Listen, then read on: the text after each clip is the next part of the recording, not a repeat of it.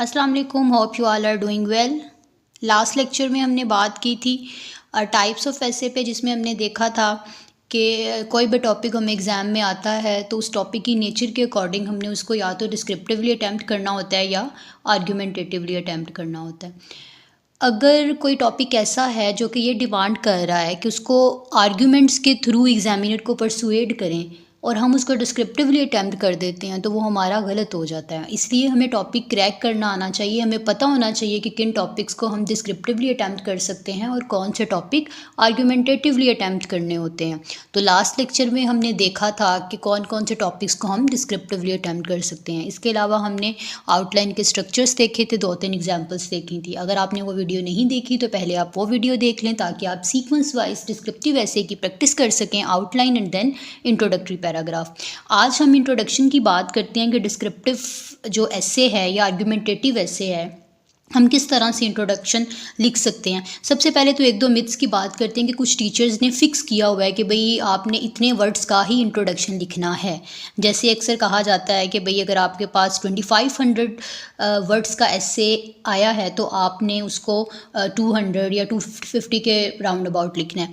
तो लेकिन ये फिक्स्ड स्टैंडर्ड नहीं है। आपका जो इंट्रोडक्शन है ना वो 10% होना चाहिए आपके रिमेनिंग ऐसे के पार्ट का, ठीक है। और इसके अलावा अगर 2500 मार्क्स का आपके 2500 वर्ड्स का ऐसे आया है तो आप उसको 150 और 200 के दरमियान में भी इंट्रोडक्शन को रख सकते हैं। बस मसला ये है कि आपने अपनी जो बात है, जो आपसे पूछा गया है टॉपिक, जो आपसे चीज़ पूछी गई है, उसको आप कन्वे कर पा रहे हो या नहीं पा रहे हो, ठीक है।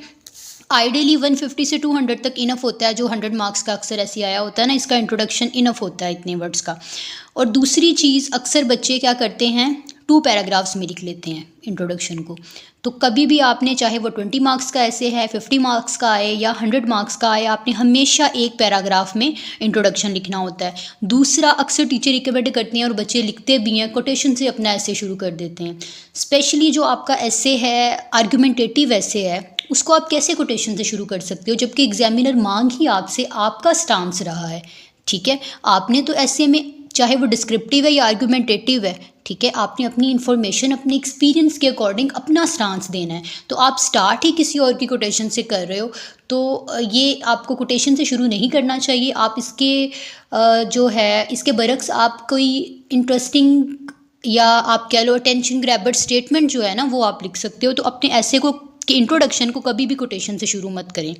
उसके बाद आपका जो ऐसे है वो स्कोप होता है या रिफ्लेक्ट कर रहा होता है इंट्रोडक्शन आपके होल ऐसे का। आप एग्जामिनर को, रीडर को ये पता चल रहा होता है कि ये बंदा आगे चल के क्या एक्सप्लेन करने वाला है, क्या बयान करने वाला है, इसने स्टांस क्या लिया है, ठीक है, और इसके आर्ग्यूमेंट्स क्या हैं।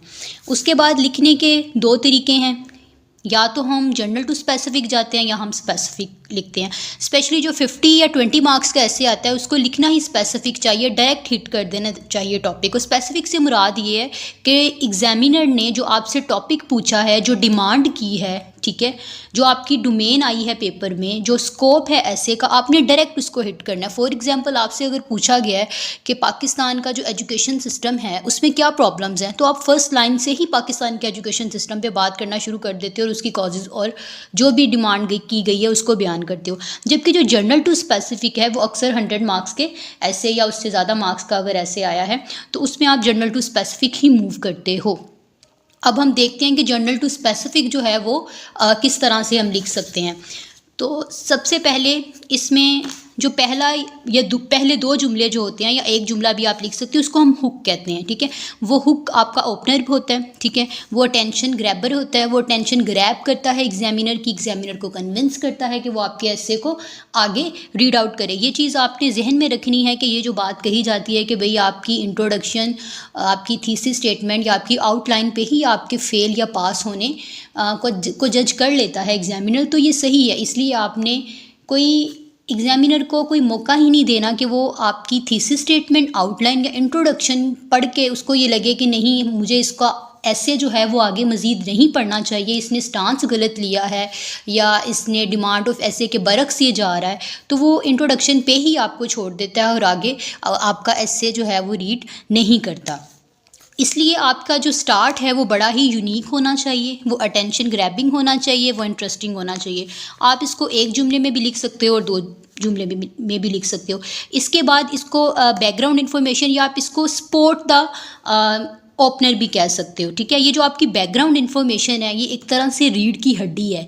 क्यों? क्योंकि ये ब्रिज का काम कर रही होती है आपके ओपनर के दरमियान में और आपकी जो डिमांड ऑफ द एसे है ना उसके दरमियान में। आपके एसे का स्कोप ही यहाँ पे डिफाइन हो रहा होता है, ठीक है। और ये चीज़ जब आप एग्जाम्पल देखोगे तो आपको ज़्यादा अच्छे से समझ आएगी। हम इंशाल्लाह नेक्स्ट लेक्चर में एक दो पैराग्राफ की प्रैक्टिस करेंगे तो इससे आपको समझ आ जाएगी। उसके बाद हम ट्रांजिशन देते हैं। ट्रांजिशन क्यों देनी होती है कि भाई हमने नैरो डाउन भी तो करना है ना, अपने टॉपिक की तरफ भी तो मूव करना है ना, जो ऐसे में डिमांड किया गया है।